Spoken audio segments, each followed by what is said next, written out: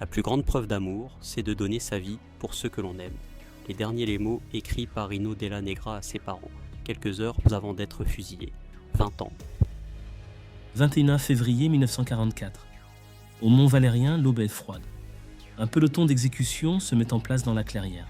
23 résistants vont être fusillés ce matin. Parmi eux, un gamin de 20 ans. Il s'appelle Rino Della Negra. Il joue au Red Star, le club de Saint-Ouen. Il court le 100 mètres en 11 secondes. Il est attaquant, rapide, habile, prometteur. Il était fait pour le foot. Il était aussi fait pour vivre. La nuit d'avant, il a écrit une lettre à son petit frère. Il lui a demandé de réconforter leurs parents. Il lui a demandé d'embrasser tous les camarades d'Argenteuil. Il lui a demandé de ne pas pleurer, de faire un banquet, une cuite en sa mémoire. Et à la fin, il a ajouté ces mots. Envoie le bonjour et l'adieu à tout le Red Star. C'est son dernier message. Un salut au club. Un salut à Saint-Ouen. Il n'avait pas encore 21 ans. Et c'est tout ce qu'il reste de Rino Della Negra, cette phrase. Et ce nom gravé sur une tribune du Stade Bauer. Nous sommes en 1943-1944. La France est occupée depuis 3 ans. La résistance armée s'organise dans la clandestinité, dans les caves, dans les arrière-cours. Et parmi les organisations les plus actives de la région parisienne, il y a les FTP-Moi, les francs-tireurs et partisans de la main-d'œuvre immigrée. Ce sont des immigrés, italiens, polonais, arméniens, hongrois, roumains, qui ont fui le fascisme ou la persécution dans leur pays et qui combattent pour la France, leur pays d'adoption. Ils n'ont pas de nationalité française pour la plupart. Certains sont apatrides, mais ils ont choisi de se battre et parfois de mourir pour ce pays qui n'est pas encore tout à fait le leur. Leur chef militaire est Misak Manouchian, arménien, poète, communiste. Il commande les opérations du 3e détachement de la région parisienne, attaque de soldats allemands, sabotage, exécution de hauts responsables nazis. Des actions précises, organisées, risquées. En novembre 1943, la brigade spéciale 2 des renseignements généraux frappe. En quelques jours, 17 résistants sont arrêtés. Le groupe Manouchian s'effondre. Leurs photos sont placardées partout en France sur une affiche rouge. Les Allemands veulent les présenter comme des terroristes étrangers. C'est un calcul cynique. Ils se retournent contre eux. La population voit des visages, pas des monstres. Elle voit des hommes qui ont choisi de mourir pour la France. Rino Della Negra est l'un d'eux. L'un des rares à ne pas figurer sur l'affiche rouge, peut-être parce que son physique avantageux, selon le Métron, ne correspondait pas à l'image que la propagande nazie voulait donner. Mais il sera jugé et fusillé avec ses camarades. Même destin, même courage, même oubli, pendant longtemps. Les origines, Vimy, Argenteuil, la banlieue italienne. Rino Della Negra naît le 18 août 1923 à Vimy, dans le Pas-de-Calais. Son père, Risieri Della Negra, est briquetier, originaire du Frioul, dans le nord-est de l'Italie. Sa mère, Anna Nannini, vient du même coin. Ils ont émigré en France pour trouver du travail, comme des milliers d'Italiens dans l'entre-deux-guerres. La région du Nord, ses mines, ses chantiers, ses briqueteries. Autant de lieux où la France recrute cette main-d'œuvre étrangère qu'elle a besoin de reconstruire après 1918. En 1926, la famille quitte Vimy et s'installe à Argenteuil, au quartier Mazagran, rebaptisé Massagrande par la dense communauté italienne qui s'y est installée. Ces Italiens ne sont pas des fascistes.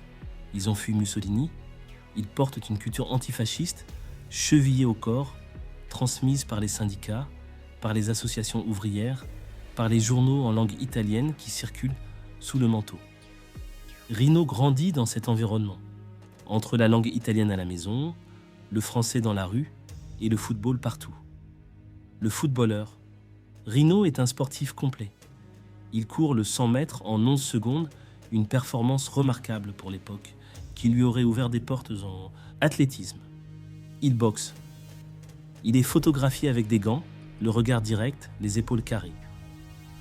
Mais c'est au football qu'il excelle. Il joue d'abord au FC Argenteuil, puis dans l'équipe interne des usines Chausson d'Asnières, dont il est apprenti ajusteur depuis 1937. L'équipe Chausson remporte la Coupe de la Seine en 1938. Rino est repéré. Il passe à la jeunesse sportive Jean Jaurès d'Argenteuil. Il progresse saison après saison. Il est remarqué lors d'une finale nationale entre sélections régionales. Il inscrit un doublé pour Paris. Son nom commence à circuler. En 1943, le Red Star de Saint-Ouen le recrute. L'un des clubs les plus prestigieux du football français. Celui fondé en 1897 par Jules Rimet, dont on parlera dans un prochain épisode. Un club ouvrier populaire ancré dans le tissu social de la banlieue nord. Rino a 20 ans. C'est son grand saut. Il s'entraîne au Stade Bauer. Il joue ses premiers matchs sous le maillot rouge et blanc. Le paradoxe. Voilà ce qui rend l'histoire de Rino si extraordinaire. Au moment où il signe au Red Star, à l'automne 1943, il est déjà clandestin depuis plusieurs mois. Il vit sous fausse identité. Il a rejoint les FTP Moa au printemps 1943. Il mène des actions armées dans Paris. Et en parallèle, sous son vrai nom, il s'entraîne avec le Red Star et joue des matchs. Comment tient-on ces deux vies en même temps? Comment monte-t-on sur un terrain le samedi et que l'on soit en mission armée le mardi? C'est, selon les historiens qui ont étudié sa vie, c'est un mélange d'insouciance et de courage propre à la jeunesse. Il a 20 ans. Il ne veut pas renoncer au foot. Il ne veut pas renoncer à la résistance. Il refuse le choix. Il fait les deux jusqu'à ce que ce ne soit plus possible. Le résistant, réfractaire au STO, le service du travail obligatoire, Rino choisit de ne pas partir en Allemagne. C'est ce refus qui précipite son engagement. En mai 1943, il rejoint les FTP d'Argenteuil, puis le 3e détachement italien des FTP Mo, commandé par Misak Manouchian. Il participe à des actions concrètes et dangereuses.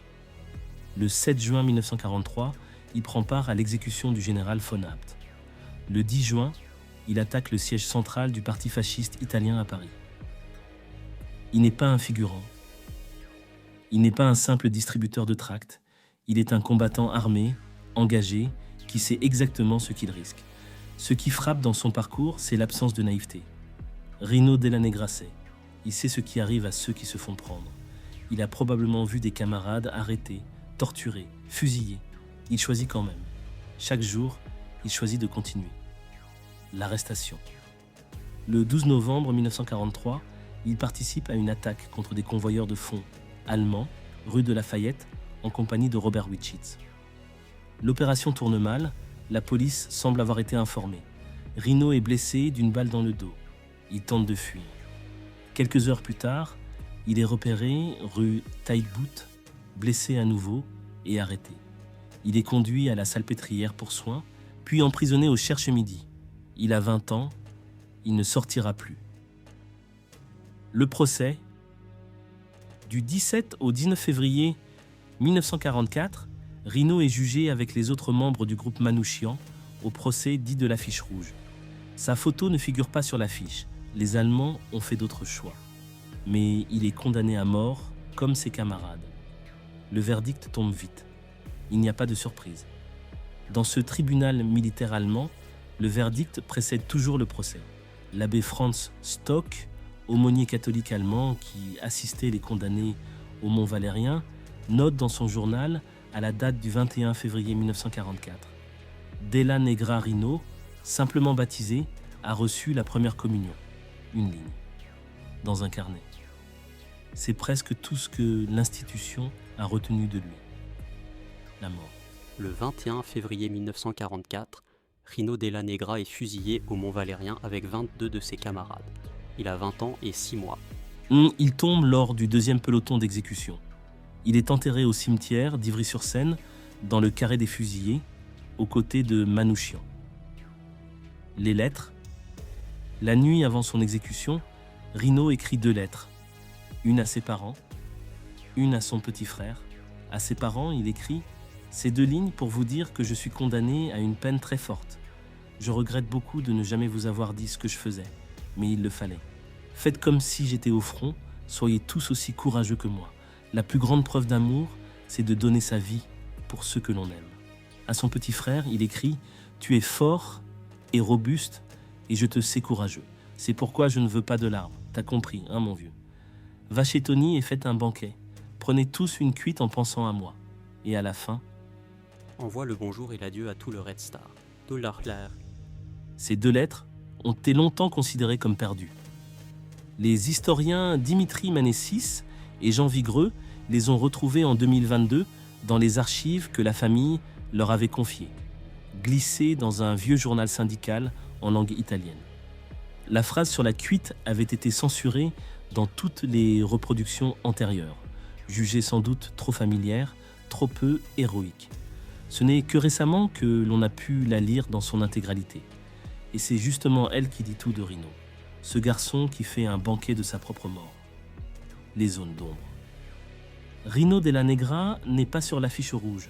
Sa mémoire a donc été moins portée que celle de Manouchian ou de certains autres. Pendant des décennies, son nom n'était connu que des proches et de quelques militants. C'est la tribune du Stade Bauer, les supporters organisés du Red Star, qui a remis Rino au centre. En 2004, une plaque est posée à l'entrée du stade. Les supporters lui consacrent leur tribune. Son portrait est affiché. Son nom résonne à chaque match. Il y a quelque chose d'émouvant dans cette mémoire-là. Pas une mémoire d'État, pas une mémoire institutionnelle. Une mémoire de supporters, de gens du peuple, qui ont voulu que ce gamin de 20 ans ne soit pas oublié. C'est peut-être la plus belle des reconnaissances, celle qui vient du bas, spontanément, sans décret. Depuis 2023, une rue de Saint-Ouen porte son nom. Et le 21 février 2024, 80 ans après son exécution, il entre symboliquement au Panthéon avec Manouchian.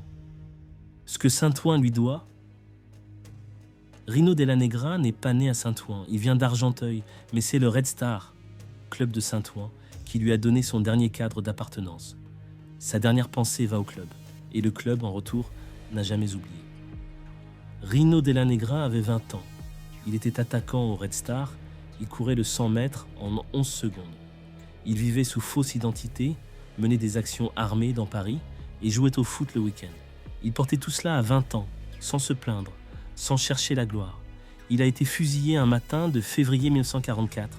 Il n'a pas vu la Libération, il n'a pas vu le Stade Bauer, il n'a pas vu la tribune qui porte son nom. Il n'a pas vu la rue, il n'a pas vu le Panthéon. Mais il a vu quelque chose que beaucoup n'ont jamais vu, la clarté d'un choix. Le choix de ne pas partir en Allemagne, le choix de se battre, le choix de rester fidèle à ses camarades, à son pays et jusqu'au bout à son club. Ce soir-là, dans sa cellule du Cherche-Midi, il a écrit à son frère. Il lui a demandé de ne pas pleurer, de faire un banquet et d'envoyer son adieu au Red Star. Dans le prochain épisode, nous restons au Red Star. Nous allons parler de l'homme qui a fondé ce club et qui a aussi inventé la Coupe du Monde. Jules Rimet, enfant de la banlieue, bâtisseur d'un sport planétaire et haudonien de cœur. Au Stade Bauer, à Saint-Ouen, une tribune s'enflamme. Elle s'appelle Rino. Elle a 20 ans.